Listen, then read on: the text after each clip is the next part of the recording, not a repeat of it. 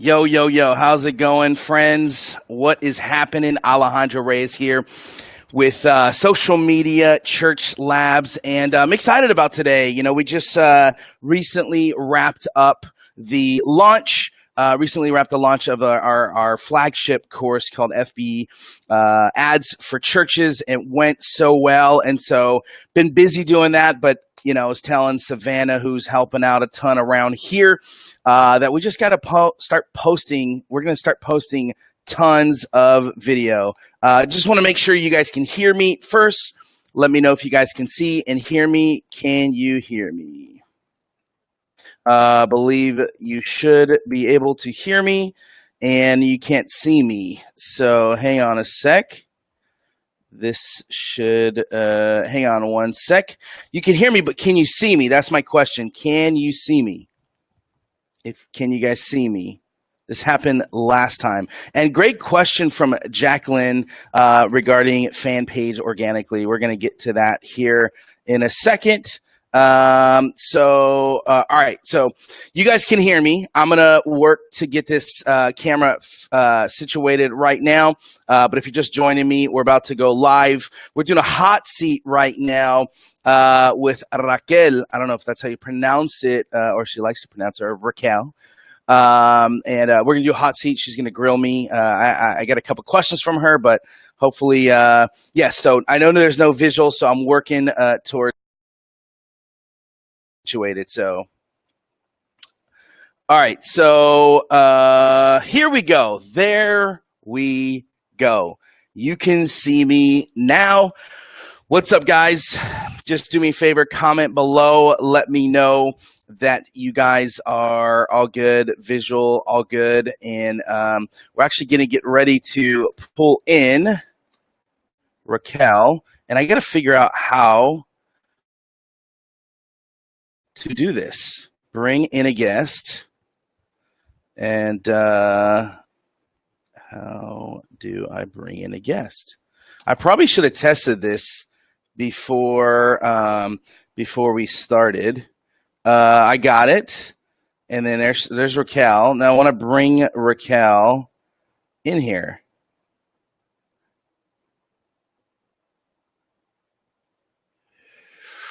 Ooh. I should have totally tested this out first. All right, guys, give me one sec. I'm going to bring her in here, hopefully. Oh, there we go. Nope, that did not help. Oh, there we go. Here we go. Hold on. Hold the line. I think we got this. Hang on a sec.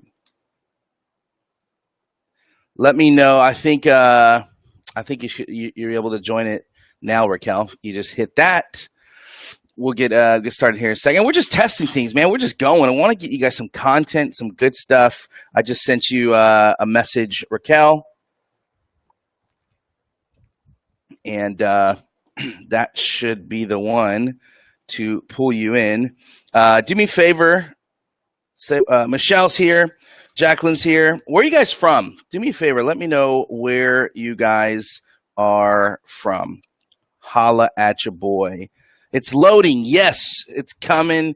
Technical difficulties. While we're doing that, I can take a look at, make sure my hair is all good, guys.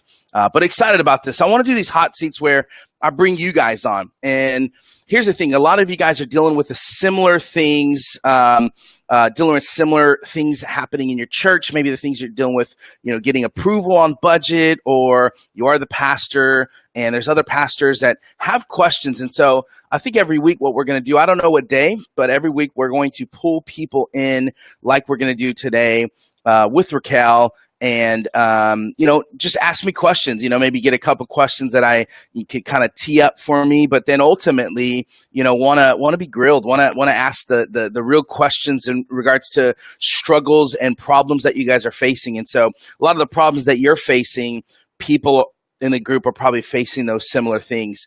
So as Raquel's loading that, just want to kind of give you a little bit of context of what we're going to be doing here.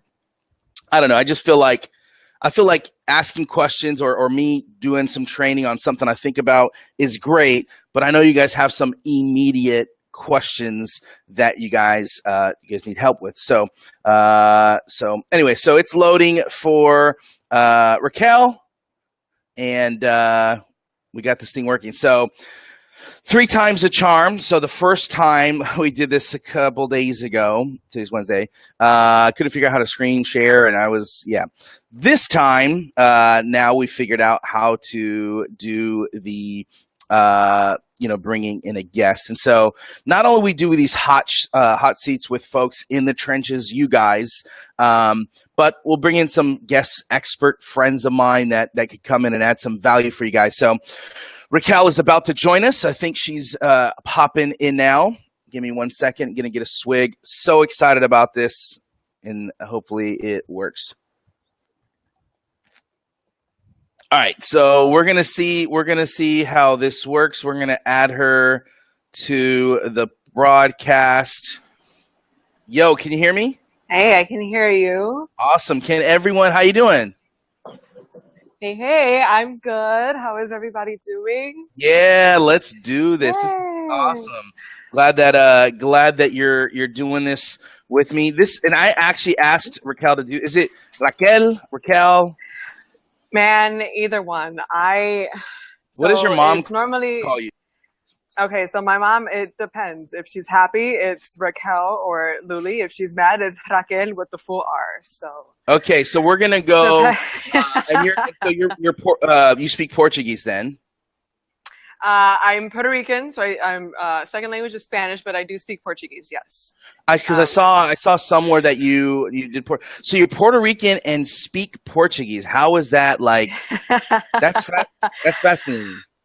Yeah, that's man, it's definitely something I'm always grateful to God for. But the church that I go to is predominantly Brazilian here in Chicago, and our services are mostly Portuguese with English. Wow. It's been a ride, but I think I finally got the language down, so we're good. That's awesome. Well, I think it's it's probably one of the prettiest languages. I feel like it's a mix between like Spanish, Italian, and like some French in there. It's such a beautiful, what is it? Obrigado? What does obrigado mean? Obrigado or obrigada. Thank you. Thank you. So yes. Obrigado to you for coming. De nada. But yeah, excited that you're here. Thank you for doing this last minute. And I just want to do these to kind of you guys are dealing with stuff like every single day, whether they're big issues or they're small issues. For you, it might be a small issue, but for someone else that's just getting going. Right.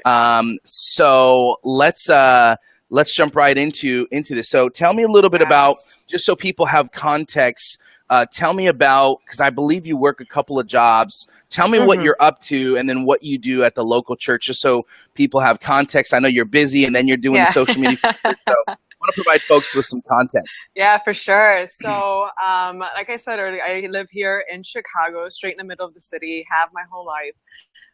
Right now, man, full plate. I just got back into school for emerging media communications. I finally figured out that this is what I wanted to do. This is what I'm good at. It's what I'm passionate for. But of course, want to do it your way, want to be sure that it's, calling and all of this. So I'm working part-time with my YMCA with the corporate office here in Chicago. Good for you.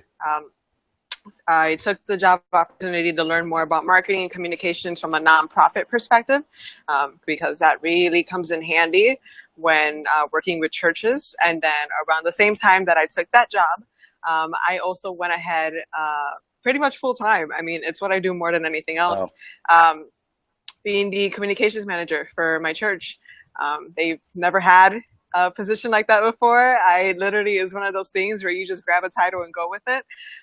But for about 6 months now, running the Facebook pages, all the other social media pages, creating some from scratch, created the website from scratch. We didn't have a website before.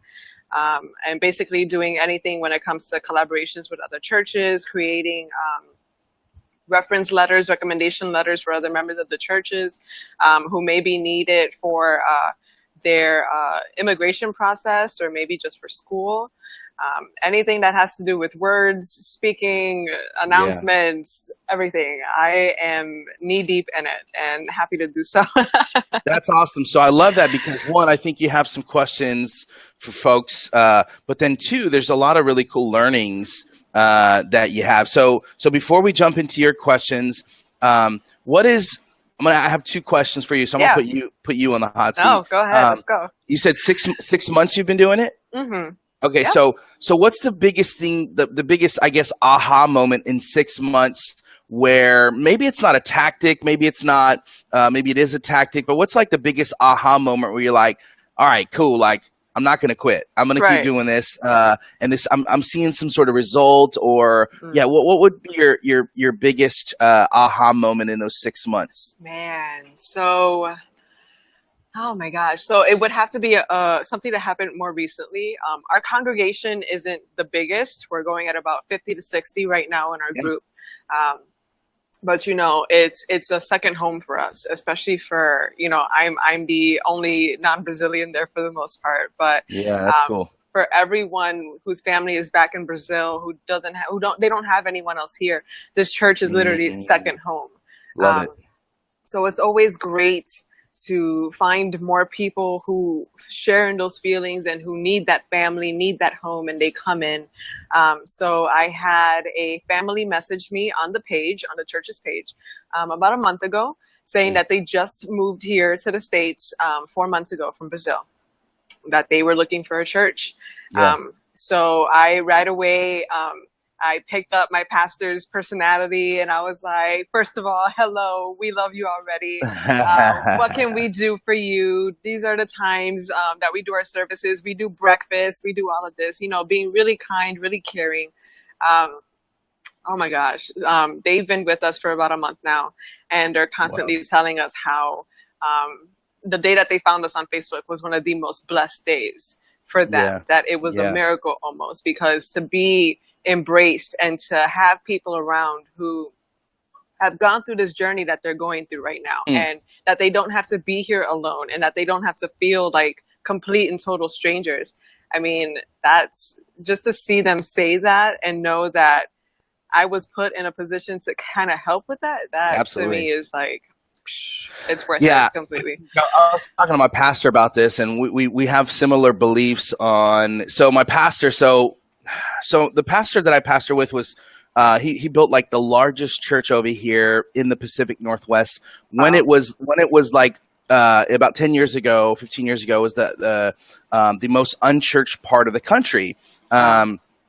And so he built this mega church, and it's really God's grace, because they don't have a lot of business type folks there. So it's like truly like God. And I was talking to him like, because we've been spending a lot of time with. He asked me to come on and help one day a week with the overhaul the digital strategy there. The crazy thing of a church of about it's like 7,000 to 8,000 people. They have 2 full-time people on the marketing team, which is mind-blowing to me. And so they definitely need a lot of help and more resources, more hands, as you probably know. And so I just asked them a simple question. I said, hey, so pastor, do people call you pastor? Do they call me Casey? Because for some churches, and it's not a big deal. I mean, it's just from a sign of respect or reverence. Like, he's like, oh, just call me Casey. He's like, I just want to, he's like, it could be a detriment because like, I just want to be everyone's friend. And he says, I don't try to be exclusive. And, and so the thing I was talking about, he was sharing was like, to him, care is very, very important. And it's something that I talk a lot about. And, I think the number one strategy, and we were talking about, if we wrote a book together, it'd just be called Care.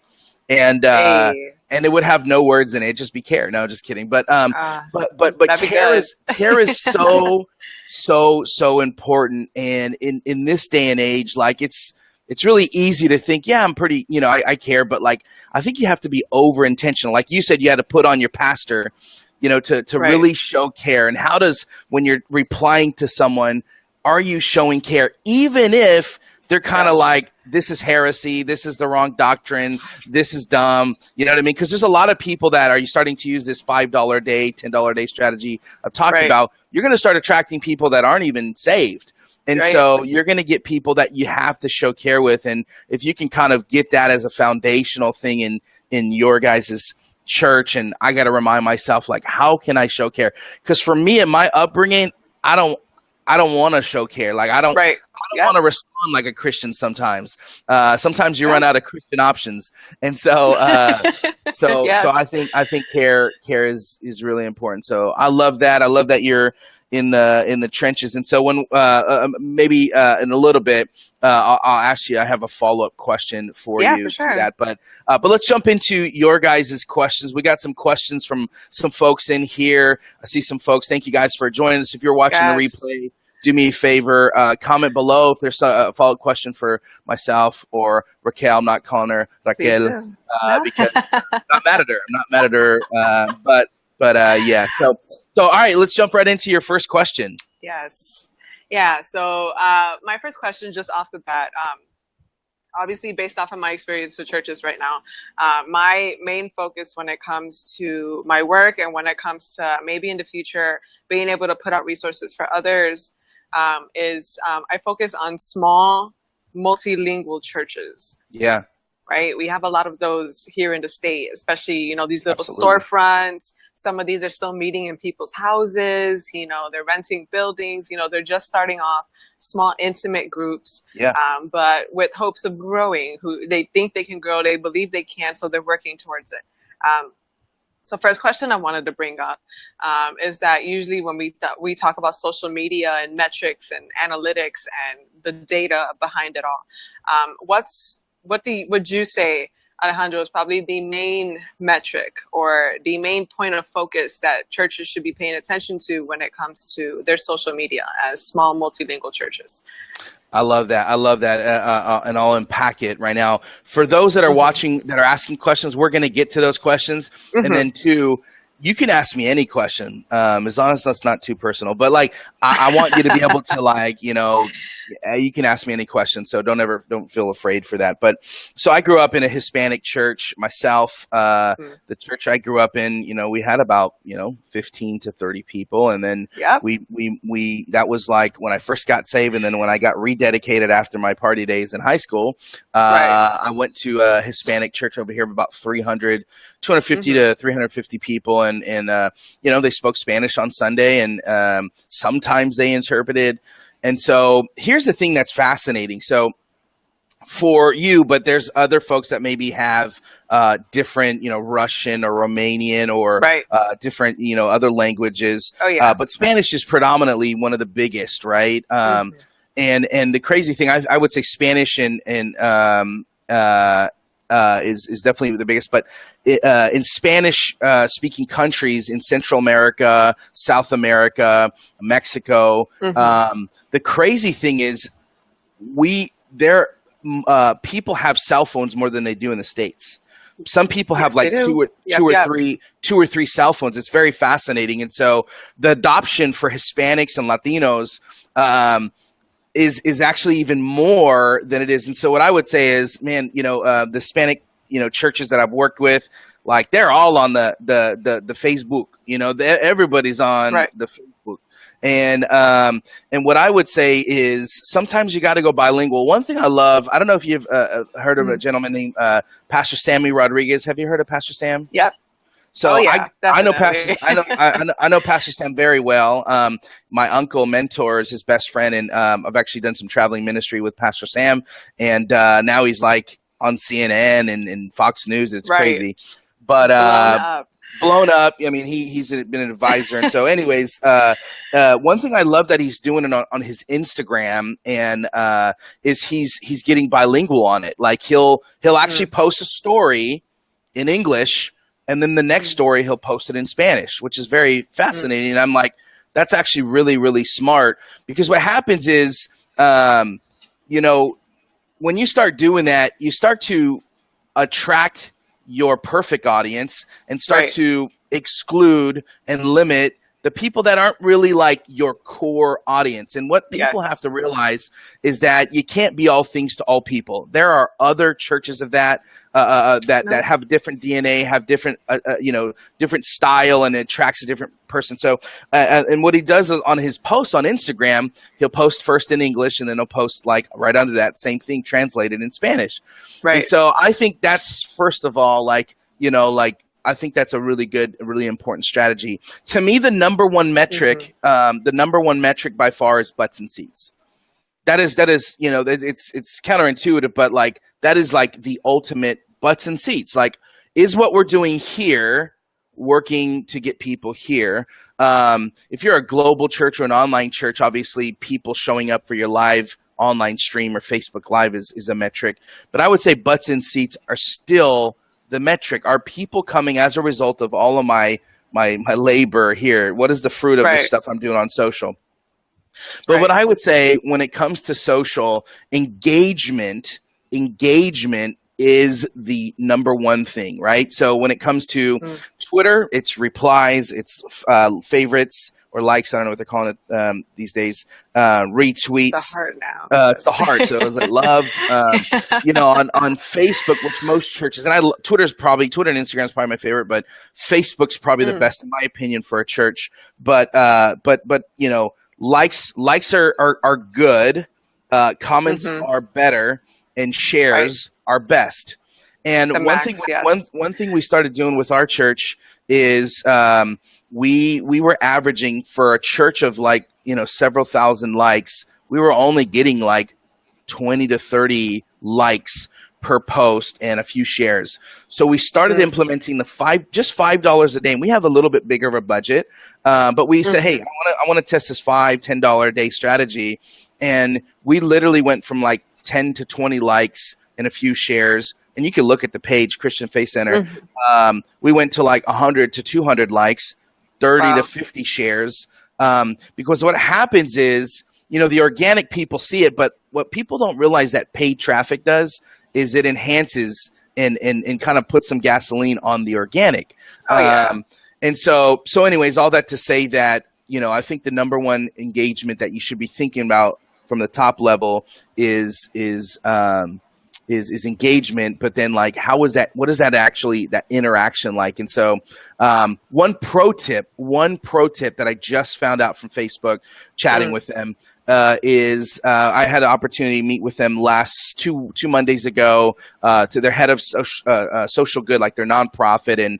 And what they told me was, in that order is, likes are a certain percentage, comments are better, shares are the best, because a share says, I'm willing to share this. I'm standing for something and putting in my own newsfeed.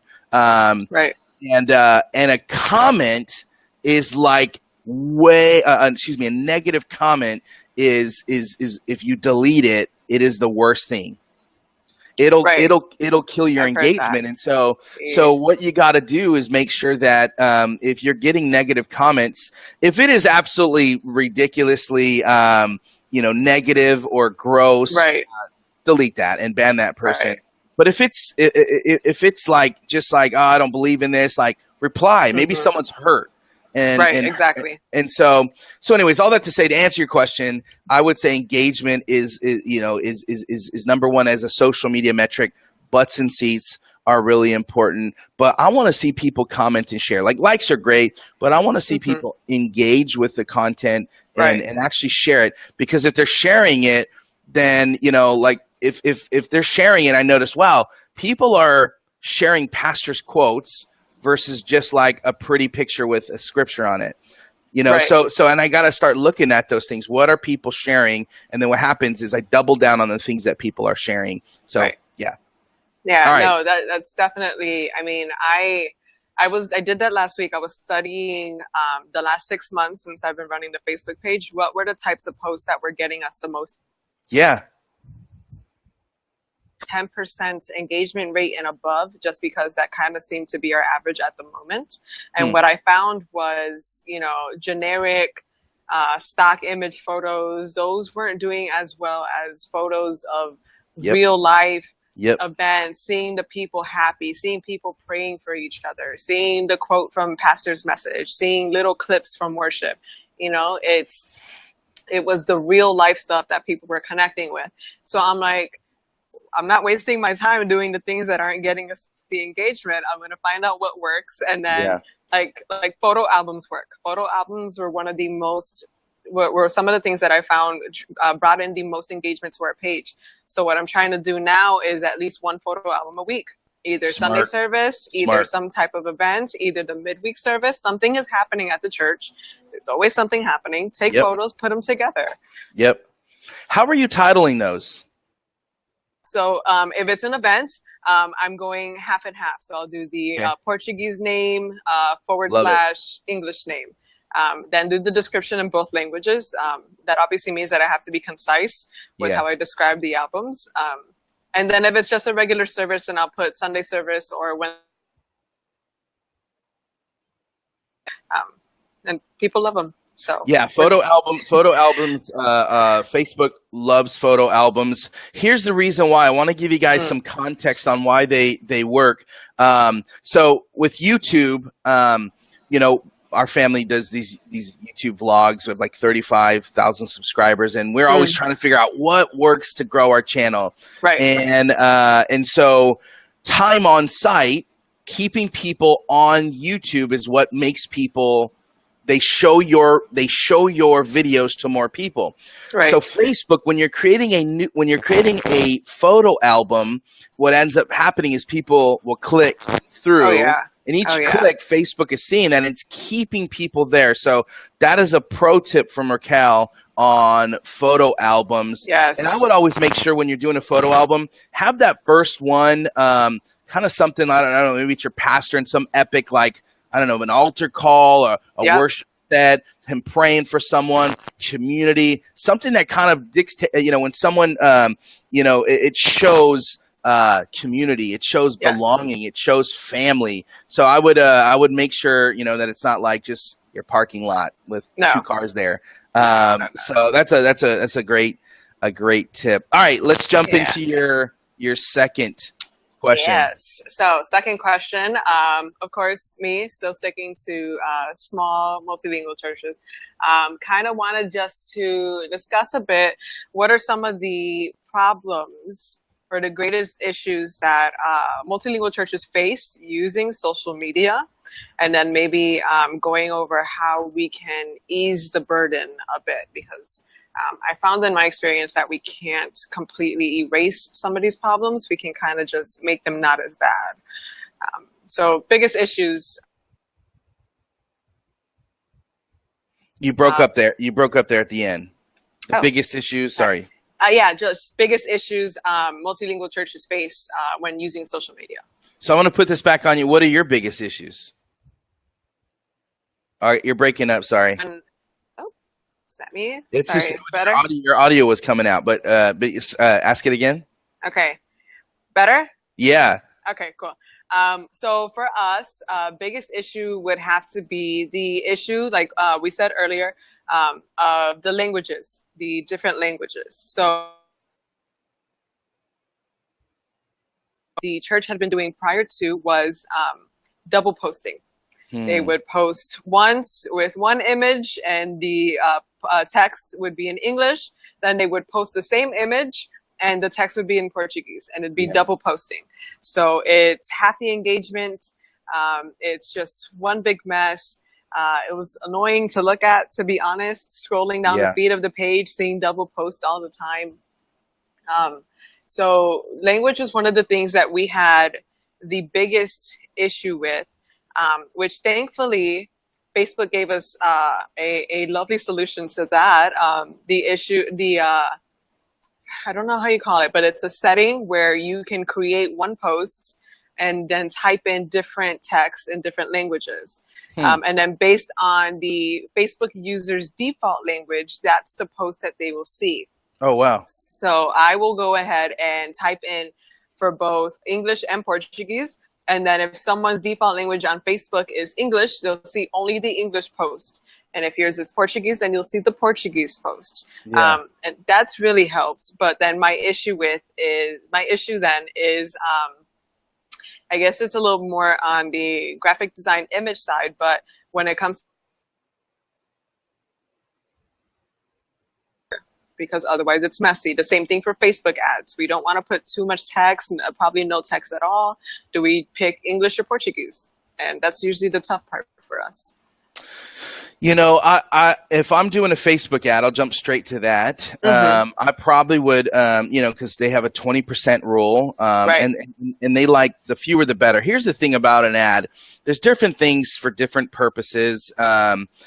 What I will say is try not to make it look like an ad. There are some ads I do that I put no text on it, and I make it look. And sometimes I won't even do a button. You know how you can add a button, Right. so sometimes I won't do a button, so it makes it look like just natural in the news feed. And so that's one thing to think about. But I would test it. I would test. 1 week I'm testing English. Is that and keep it short. In the text on image, keep that short. Obviously, in the caption, put both English and Spanish, because that's what I would do. But then the following week, do I go Spanish? And then try to see what that level of engagement is. And then more importantly is I would boost it, or I would target my existing audience. And you might find people that go to our church actually prefer Spanish. But people that don't go to our church, when we're doing like the ads manager or power editor, they actually prefer English. Right. And so what you can do is you can start, having, okay, we know that if we want to hit our congregation, we got to go Spanish or English, whatever one works. And then if we want to go external, then yeah, we should go Spanish. Here's the thing about going Spanish to or Portuguese, excuse me. Here's the thing about going Portuguese to non-English folks is, you said there's a lot of people here, and this is like the Hispanic community, the Mexican culture as well. Very, very is a lot of them come over here, and the church is their family. Right. And so if you can exclude English-speaking folks, you might already have people that are kind of looking for something that's a little bit more like family. So maybe you just go Spanish on that to exclude people, still in the caption, English and Spanish, but it catches their attention. It just captures and if I see something in Spanish, that's not very common, or Portuguese, it's not very common on Facebook, right? And so I see Portuguese, it's like, ooh, that's my people. That's like, you know what I mean? Exactly. It's almost like, hearing it's almost like hearing your favorite song, and you're like, ooh, that's no one else's jam. Exactly. That's my jam. And so they see Portuguese when they speak English most of the time, they see Portuguese and they go, oh man, these are my people. You know what I'm saying? And so that's what I would say. And I think another big struggle is a lot of folks in in other non-speaking English-speaking languages, there's a fear of social media for in a lot of the older pastors. There's a big fear. There is. It's almost like it was radio or TV. It's like, oh, the TV's of the world. And you guys that are watching, you got to understand Hispanic culture. It's very sometimes borderline. It could be there's a lot of fear of the world. Yes. And so I think that's like, oh wow, they're legalistic. No, but they're just trying to protect their audience. They're trying to they're trying to shepherd best, and when you don't know something, there's a level of fear. Wow. And so I think a lot of education. And she dropped off, and we can bring her back. She's coming back. But I think there's a lot of fear, and a lot of what we need to do is we need to educate our pastors. We need to educate them. I saw you dropped off. Yes, real quick. yes. No problem. But we just got to educate. This is, I tell the story before, but a pastor friend of mine, and he's Caucasian, but he in 2007, 2008 told me, Alejandro, he avoided me to talk about social media. And then when we finally sat down, and he's not an old guy. He's probably 45 at the time. But he goes, Alejandro, social media is dangerous. Right. And I'm like, when done right, social media, he said it's dangerous because it takes away from the Sunday. pastor's looking at me and I'm on my phone. Right. When I could be reading my Bible. I might be on Twitter, but I could be. Right. And so pastors fear that. It's like, yes. I'm going to lose to the mobile phone. I don't want to lose to them. And so what I told them is, when done right, social media should enhance the Sunday experience, because yes, it should bring people closer together. So I think a lot of times, growing up in a predominantly Hispanic church, my wife, predominantly Hispanic church, my wife didn't wear jeans growing up in her church. Same. She didn't have earrings till she was 18. She beat me. I got mine at 24.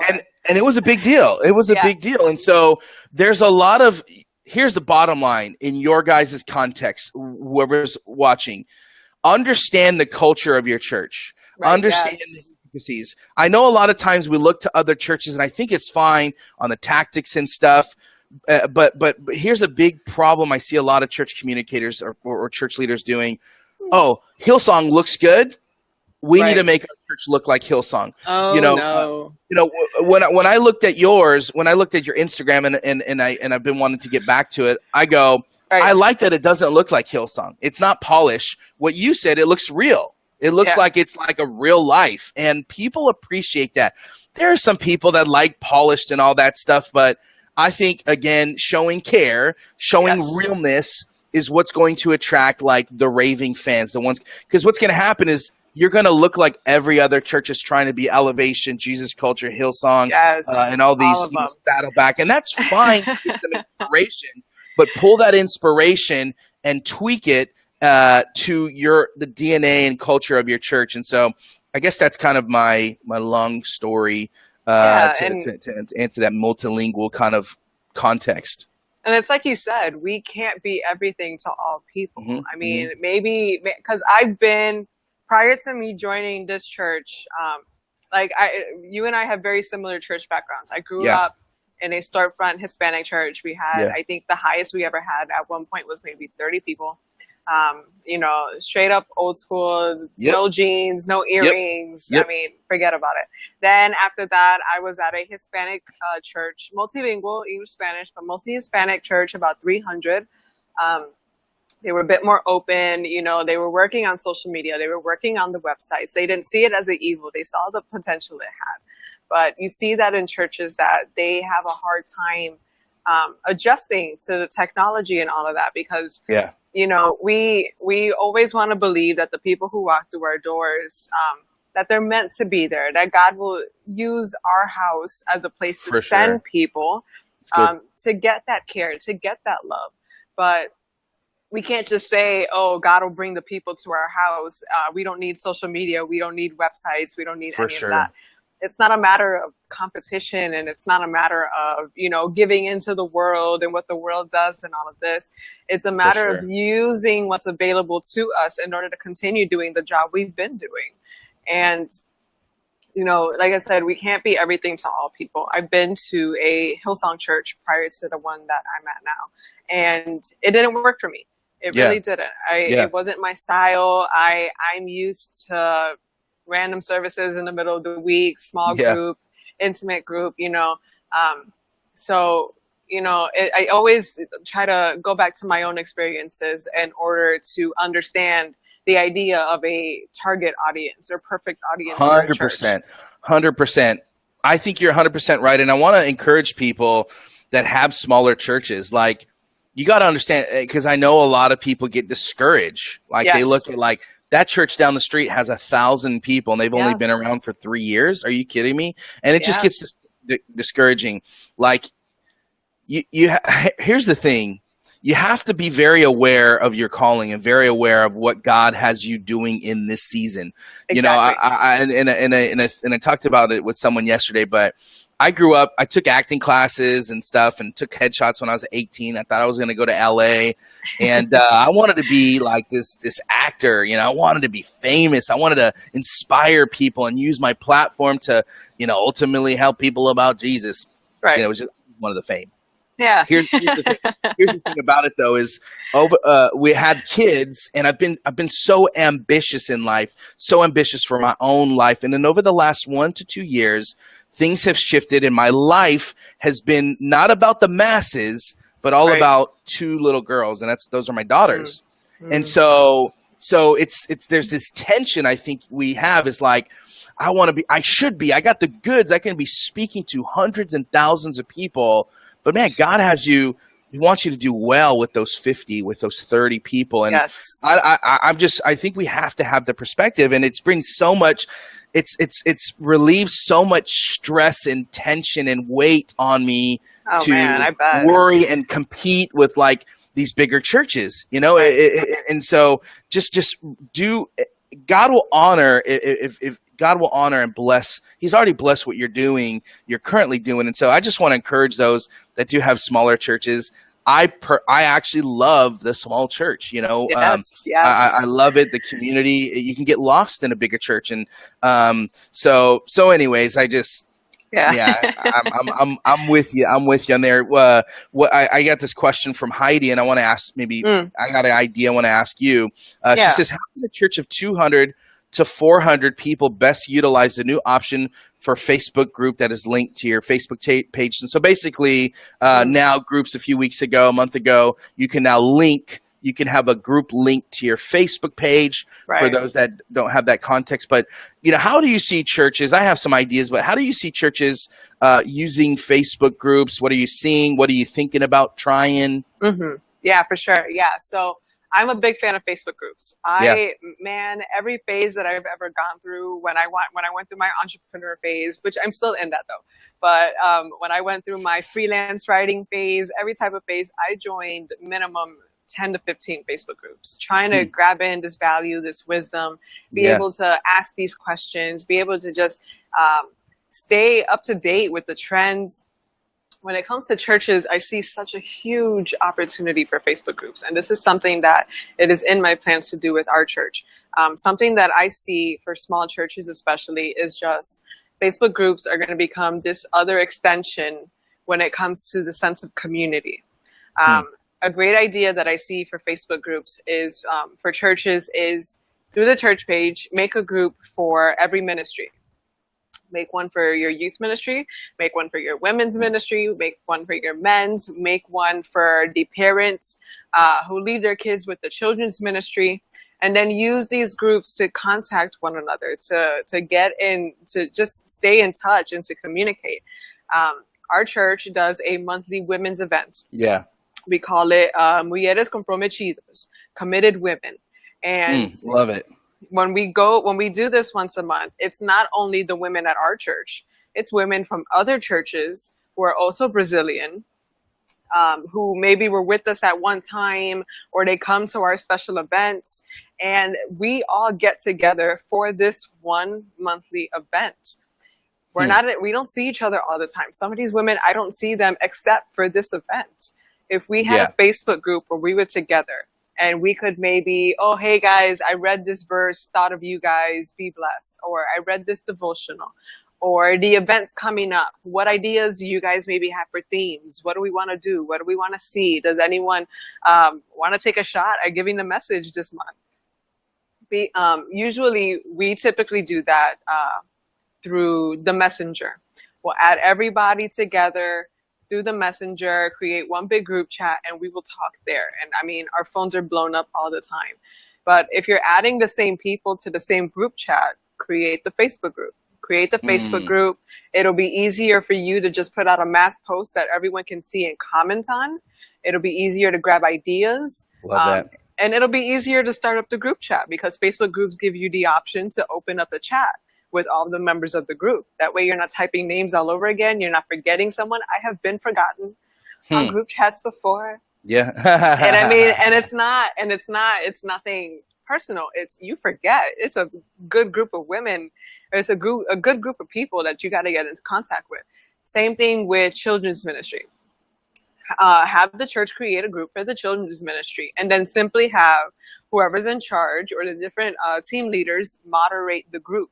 You guys start the topics. You guys answer any questions. Then if you have maybe a first-time child or a first-time family, maybe somewhere around the first or second time that they come to the church, add them into the group. Let them know there, this month, this is what we're teaching the kids. This month, we're doing our summer series. We're taking them to the park every Sunday. Yep. Stay in contact. That way you don't Love have to worry about, did I text this person? Did I call this person? Did I message this person? Did I include them in the group chat? So that's a really good idea for small churches trying to use Facebook groups for their ministries. Don't be discouraged, please. If you only have 10, 15, 20 people in these groups, don't worry about it. I mean, what are you doing right now in this group, Alejandro? How many members are we going on? About 800-ish. Right, 800, almost going to 1,000. Yeah. And like, wow, people always being added in, people flooding in. You know, how am I going to get that kind of attention and attraction? Don't worry about it. You attract the people first with your posts, with your care, with your church's personality. It's good. Then you'll go ahead. The family that I was telling you about earlier, they're already sharing our posts. That's they're awesome. Sharing our events. They're telling their friends about it, the other Brazilians that they've met in the city. I love it. You don't worry so much about the numbers. The numbers come rolling in by themselves. You focus more on what it is you already have. And if that's 10, 15, 20, then you love those 10, 15, 20 as hard as you possibly can. No, that's good. That's good. I think it's well said. For me, and because that was so well said, what I would say is something I'm going to test out. And to be honest with you, I think of a church of under 1,000 people, maybe 2,000 people. This works perfect. And most churches, 70% of churches are under that size. To me, this is my belief. I believe the church website is for the non-believer. That's just me. For people that are coming for the first time, yes, you should have events and provide context, but front and center, it should be for the unbeliever or people that are learning about your church. Right. To me, same thing for a Facebook page. I use it for advertising because organic reach is so low. I post. You post there, but for engage, it's more for outreach. So to me, the Facebook page is for outreach. To me, I would go all in with my church family on a Facebook group. I would go all in. So I'd have I love the idea of the ones that you're talking about. And then I would have like just, a main one where, we're talking about the pancake breakfast. We're saying, hey, can you go like this Can you go like this post on our page? Can you go share this? And just and this is your family. And so to me, it's kind of where I talked about that Facebook church funnel. It's like, your page is for strangers that you want to become friends, and that, and then friends become family. It's like that Facebook group. And ultimately, so I think your Facebook page is for strangers, and your Facebook group is for your friends and your church family. And so, because if it's an engaged group, it rules the news feed. That's why it rules the news feed. And so we want people to see it. It brings activity throughout the 6 days of the week, gets people there on Sunday. People actually, on average in America, go to church 1.7 times a month. So less than 2 times a month, people go to church. But if there's activity, if there's buzz, people don't want to miss out, because we've been having such a great time on Facebook this week. I want to see you, my friend. I want to see my homie on Sunday. And so that's good. So let's jump into one more question, and then maybe you and I both can tag team a few of these. And don't make it easy on me. Don't make it easy on me. Throw me a curveball. Okay, so here's my curveball then. Hopefully this will keep you busy answering this for a while. When it comes to Instagram, it's a bit different than Facebook. Facebook, you're limited in your organic reach because you are competing with everyone else on the newsfeed. You are competing with just the algorithms and everything, where organic reach is just, what is it now? I think you said 2% or something like that of people who are fans of your page following that they'll actually see your post. But with Instagram, at least on my side, maybe I'm crazy, but on Instagram, I find it a lot easier to get organic reach, both from people already following you and from people who find you on the Discover page. And a big part of that, I have to give that to hashtags. So I want to ask you, Alejandro, when it comes to Instagram, what maybe is your hashtag strategy? And then what are some suggestions you would give, again, for multilingual churches trying to reach two or more audiences? Yeah, that's good. So I'll hit the first one. So hashtags for me, I usually put those in the first comment because I don't like to see a ton. And if you're just sometimes people put like 100 hashtags. And if you do that on all posts, then it's just a little bit too much. And so what I tell people is like, 3 to 5, 10 is like max for me. 3 to 5, and make sure they're relevant, not like likes for Instagram or likes for likes. Like something that provides a hashtag. A hashtag should provide context. And a hashtag should actually be something that's probably, so you don't want like a whole sentence hashtag. You want stuff that's like, I'm just as an example, I don't even know if there's a hashtag on there, Christian scripture, Christian verse, or verse of the day. Because there are people that look that stuff up. But I'd also be thinking about my city, like verse of the day, you're probably attracting people that go to other churches that are not even in your city. So I'd probably type in, from Sacramento. I'm in Seattle now, but I type in Sacramento, Sacramento Church, West Sacramento, Capital, Sacramento Capital, or if it's my pastor in a Sacramento Kings jersey, hashtag Sacramento Kings. Things that are relevant, not to the global church, but to like my local church. And so that's what I would be thinking about more than ever. Likes are great, but are those likers, based on the hashtag strategy, going to keep coming back? So what I would say is not only the hashtag strategy is important, but I would say getting an engagement strategy, because now it's kind of like a news feed. So one thing I've been testing with some clients is once a month, what if you did a giveaway, for people that comment on your post, that like and comment on your post. One thing we've thought about for our family vlog is like every single day we'll give every time we post. So let's say we post 3 times a week. We give away we can email off a $5 Starbucks card. And so we're going to randomly select someone. And so you'll start to see your engagement go up. And the more people engage with your Facebook, with your Instagram post or page or whatever, you will show up more. It's a lot like the Facebook newsfeed. Just because you post on Instagram, you're not most recent anymore.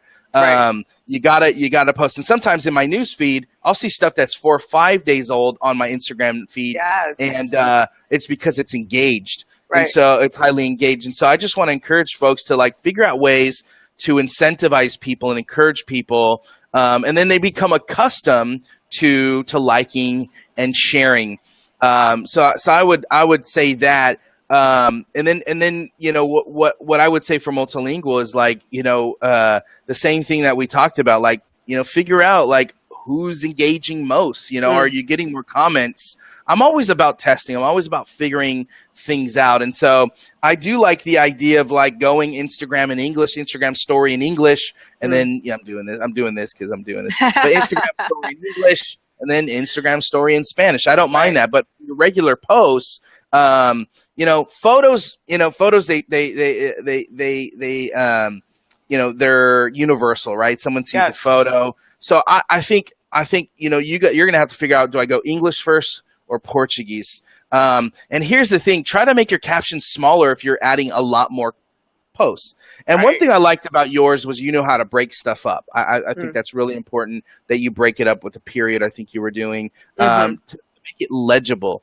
And so that's the biggest thing I would say, if you're going to break up the 2 languages, make sure it's legible. But again, talk to people in English. Like Instagram stories is something I love. I don't know why I haven't posted in a few days, but you should follow me, folks that are watching. Alejandro Reyes. What's yours? Or are you private? Do you go private, or are you like open with you? No, Okay, I think I'm public on mine. Mine is because every variation of my name was taken. okay. At the moment, mine is Loving Philomath. So Loving Philo math. What is Lover that? of Philomath means lover of learning. So From what? From what? it's a Latin word. Wow. Well, Yeah. So you are a learner. That's why you're in congratulations. those 10 to Yes. 15 groups. Yes. Always, Yes. always be learning. But again, what I just encourage you and anyone, I want to provide, a little more context to everyone, is always be testing. Like, you have a hunch, Yes.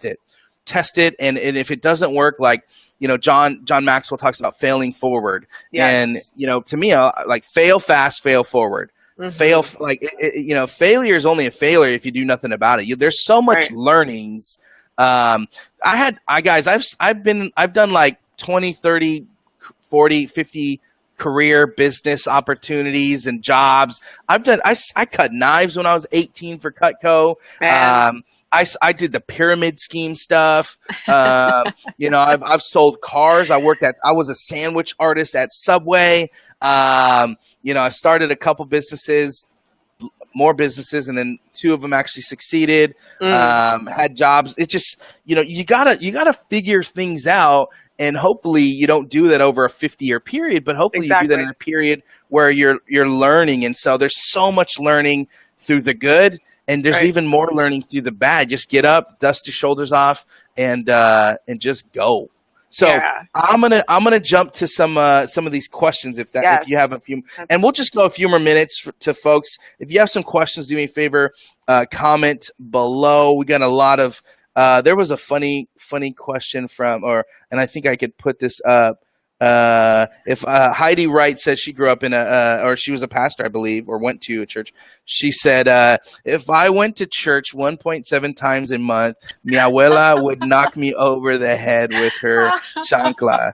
A yes. chancla is a sandal that is like the Yes. most deadly weapon. Yes. It is the Oh, most deadly weapon. It's like fear the chancla. a knife or a chancla. Like, you can have a knife. Oh, Like, I give me the chancla. man. But so I'm gonna. All right. So I saw that question down there. If you want, Facebook photos are photos are awesome. Monica says Joshua knows Pastor Sam as well. Perfect.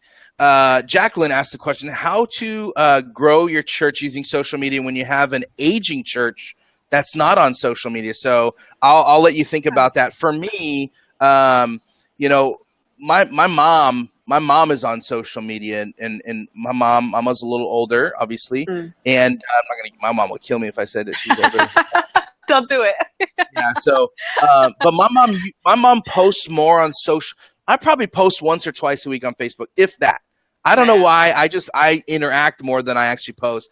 My mom Right. posts like 3 times a day, and she understands how Yes. to. I'm like, Mom, how do you know what a Giphy is? Like, you're Oh my posting. gosh. Like, how are you responding with the? So all that to say is, like, I would never count out that people are older, that they're not Mm-hmm. on there. They just you probably haven't told them and asked them to engage with you. Right. And so I went to a church where the average age was 72, and that's Wow. probably going to be tough for your church context. But Mm. Facebook has something in the ad platform where you can target people that are 65 plus. You can go from I think Yes. 13 or 16 to like 65 plus. Yep. Some of the most of the engaged people when it comes to social media and the content that I put out there are 65 plus guys. Wow. So I always see it. Like, I get the most engagement, the cheapest clicks from people that are 65 plus. Very, Right. very fascinating. And so I wouldn't count it out. I think the better strategy is to think about how do I start to communicate and bring them into the fold. What would you say to that? Because we talked about Hispanic churches, old school, Oh yeah.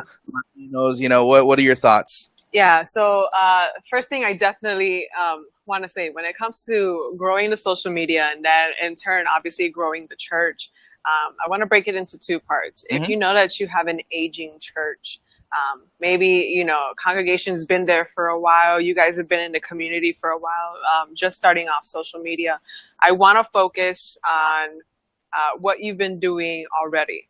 So Don't go crazy trying to reinvent Yeah. yourself, trying to make yourself look like, again, you don't want to look like any other church. You don't want to take on any other image.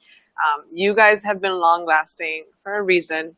And I would focus on what it is you do now. If you That's have a good. monthly or a weekly event, you talk about that on social media, but you don't talk about it like it's something new. You talk about it like it's something you've been doing and it's something that Ah, you guys love doing. love And you it. just say, by the way, this is what we do, instead of trying to market it as something, completely brand new and innovative. You don't have to change it. Don't change it unless you find out that maybe somewhere along the way over time, you might have to change something. But don't go Mm, changing things right now just because you're getting brand new on social media. Don't do it. You stick with who your church is and that's then you good. broadcast that. That's Um, good. then another thing I would add in, that this was just a creative idea that just hit me. Once your social media, especially the Facebook, once it starts to hit up, definitely please check out your insights and check out what are your demographics that are the most engaged and are visiting your site the most often. Because after you've been talking about what it is you do, after you've been posting pictures of your people, the community that you guys have, that sense of family that you guys have, the impact that you probably have in your community. Once you start talking about that, I want to see who are the people looking at your page most and Mm, who's engaging with it. that's good. Because if it turns out that maybe non-fans or fans who are not members happens to be in that 65 plus or in that age group that you're typically used to, then you keep catering to them. You want to keep, you don't want to freak out like I see a lot of pastors and leaders do. Oh, Yeah. we have this certain age group. We want more of the other age group. How can we appeal more to the other age group? Yeah. Yeah. If you have an aging congregation, you don't want to go crazy trying to reach out to millennials if they're not the ones interested in your church, if they're not the demographic that's among the highest on your Yep. page, That's and if good. they're not the ones running into your building. Um, Once you've mastered the art of Love taking it. care of who you Love it. have, then you can go ahead and begin your outreach on new audiences, on Smart. new populations, but you Smart. focus more That's on who super you smart. have.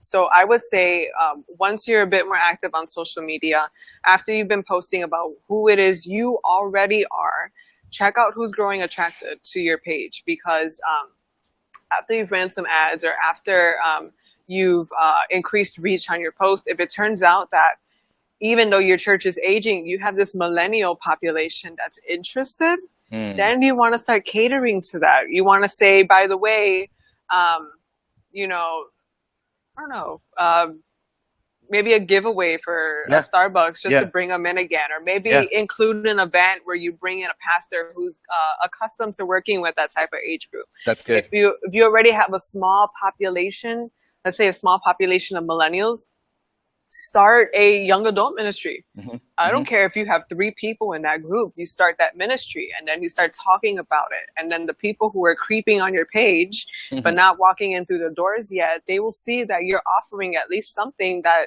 caters to their age group specifically.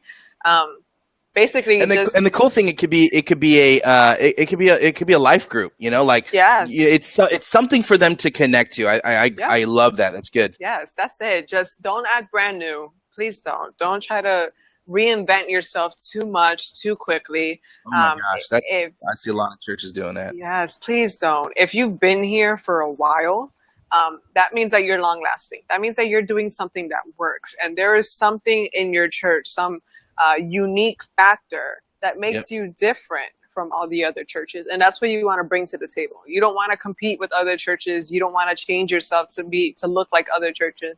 Just be you and see where that takes you. If you attract new audiences, if you attract the same type of audience, you work with that because maybe that's just what God has called your ministry to do. So I love it. Well, hey, I'm gonna have to bring you back on yes, eventually. Like you got a lot of really good insight, but I just want to thank you for my joining pleasure. us. Really, Of really appreciate course. it, and yeah, thanks again, Raquel, for joining me, providing some insight, and Yeah, for sure.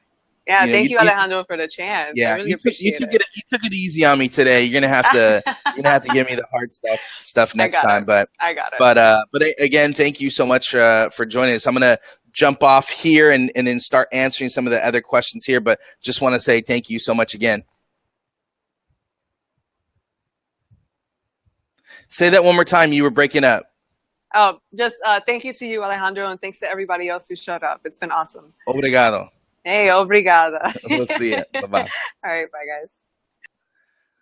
Awesome, guys. Thank you so much again, Raquel. Really, really appreciate you for doing this. But want to jump to some questions and get you guys out of here. I've been talking. This has been super fun. But I wanted to show a quick pro tip from Jay. He says, because our church folks are in a group but don't always see our page posts, we'll share our page posts in our group. Fantastic idea. That's a pro tip right there from a guy, Jay. Good stuff, Jay. So here's a great question from Monica. She asked a question, and I'm going to get to this rest of these here as soon as like rapid fire. So what type of content is shared in a group to keep folks engaged? And keep in mind, I'm not trying to wrap up because I got to go. And I'm not trying to rush you guys out. I want to get to your guys' stuff, but I want to make sure that you guys probably got to go places. So this is more about you guys. So what type of content is shared in a group to keep folks engaged? As mentioned, we just archived a couple of groups because participation was lackluster. If participation is lackluster, that's how you start with one. Like we have this ministry called Faith Sisters. So, let's build a group around that. We have ones for kids. But I would, again, like Raquel was saying, like focus on, doubling down on the ones that are active and then start opening up other ones that are that you can, be a little bit more active for. And I wouldn't start with like 20-page groups today. So content, and this is something I've been thinking a lot about, like the hot seat. We do Mondays. Start to theme things. Like what about, we thought about calling this, whatever Wednesday or Wisdom Wednesday. Those were, Raquel's ideas for this. But or do we call them hot seat? Like, Wednesday hot seat. I don't know, motivational Monday. And maybe it's not a tip about social media, but maybe it's a little bit more motivation on the mindset of a social media person. But for your guys' church, versus, scripture of the week. And maybe it was the scripture that was on Sunday, the main scripture, the main point, and that's your verse of the week, that you guys have. Tuesdays is Taco Tuesday. No, I'm just kidding. But maybe it's I don't know. For me, it could be tip of the week, social media tip Tuesday or something. So I would start to begin to think worship Wednesday. Maybe you have a worship service, or maybe you have someone that's willing to get on a guitar and just do worship for 15 minutes. But what kind of content does a group get engaged? Stuff that I would theme stuff so that they know every Wednesday, every Thursday I get this, every Friday I get this. I would create content that, what Jay was talking about, bringing in social media content from your page, share it to there so that's interactive. But the biggest thing I would say is Facebook Live in a group, what we're doing here, and then asking questions. Hey, what are you guys? What anybody have any ideas on what we should be doing to reach, our target audience or whatever? And so I would just say, start to test. You're going to hear me say that a lot. Start to test questions, start to test verse of the week, start to test theming different things, start to test Facebook Live. And those are some of the things that I would be doing as far as content goes. Jared asked the question, multi-campus church, what would you do a Facebook group for each campus, trying to keep people informed when things are going on at each campus? Great question, Jared. So to answer this question, I would say depending on how big it is, but I do like the idea because where our church is at, it's about an hour, 45 minutes to an hour, and it's the two cities are completely different. And then our other peninsula campus is a little bit more of an affluent area. So I would create a Facebook group per campus. That's just me. I would create a Facebook group per campus, and that's actually what we're going to do here. And we're testing it. Do we fail? Oh my gosh. Are people going to lose jobs? And, is the rapture going to happen? Because no, guys, like life is still going to happen. Just test it. And so just try it. If you feel like you want to get everyone in the different campuses are similar in culture, then keep one group. But if your campuses are in different parts of the city, urban areas versus suburban areas, break those apart. And that's what I would do. Is that like, segregation, or is that division or stuff like? No, it's just being wise. It's being wise for the church context. And so you don't have questions like, hey, are we having the pancake circus still? Or circus, that's actually a restaurant in Sacramento. That was my favorite breakfast. Is there pancake breakfast this Sunday? And someone's like, oh, what campus? Oh, it's at the Federal Way campus. People at the Mill Creek campus like, oh, man, we're not having a pancake breakfast. So I would keep them separate to keep things clean. Hope that was helpful. Jared,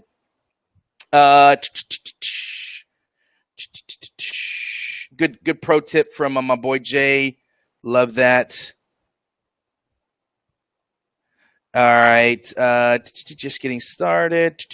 Pancake circus. Don't laugh at me, Heidi. She's laughing at me. Heidi's laughing at me, and we're just gonna leave that there right now so you can see Heidi's laughing at me. But Pancake Circus in Sacramento was good. And Heidi, you said you were in Seattle. We are in the same area. So, all right, guys, if you want me to keep doing these, do me a favor, comment below, keep doing these. If you have a name for doing these hot seats, I want to bring you guys in. Love to bring in Jay, love to bring in Jared, Heidi, Monica, Jacqueline. I want to connect with you guys and get you guys on this thing. We got Joshua. Like, I would love to bring you guys in to ask you your most pressing questions. So is hot seat Q&A fine, or hot seat Tuesday? I don't know, like what it is. But I'm thinking about doing something like this Wednesdays. It's different than my Facebook Live that we want to do Mondays. So, all right, guys, love you so much. Like, for real, like, you guys hear me say that, but like, I truly care, man. Like, I don't have to do these. Like, I don't, like, I could just do something else. But I really believe this, and this is where we get away from the tactics and strategies and social media. Is like, I really believe part of my calling is to empower and equip and train up and encourage folks like you to go out there and duplicate the things that are happening in my mind. The knowledge of 15 years growing businesses and marketing and using social media over the last 10 plus years, and the money I've spent in advertising. Like, I don't want to just keep it with me. I want to empower folks like you, because I really believe, I just think about this all the time. I just think about that single mom of 3 that's struggling, that needs to feel belonging, significant, that their life matters, that and they come to church for the first time. Maybe they've been out of church. Maybe this single mother grew up in church for whatever reason, single now. And as a result of feeling belonging, feeling significant, feeling cared for at your church, the trajectory of her life shifts, and the trajectory of her kids shift, and she keeps them grounded and found a foundation of rooted in Christ. And so I think about those things, because she's going to find out via Facebook. She's going to find out via an Instagram story. She's going to get connected in community. She's going to become a part of your group. And there are many people like that, the divorced dad, or the widow, or the grandmother, who is estranged from her family. Like, there are people like that, guys. And I get so passionate, because this stuff that we're talking about right now is going to impact your city, your community, and yeah, so thank you guys for all your work. Really, really appreciate the work that you do. And just want to say thanks again for everything. We'll see you guys soon. Let me know again, have any ideas on names, any ideas on other shows we should do. Just put them in the comment section below. Love you guys. Appreciate you.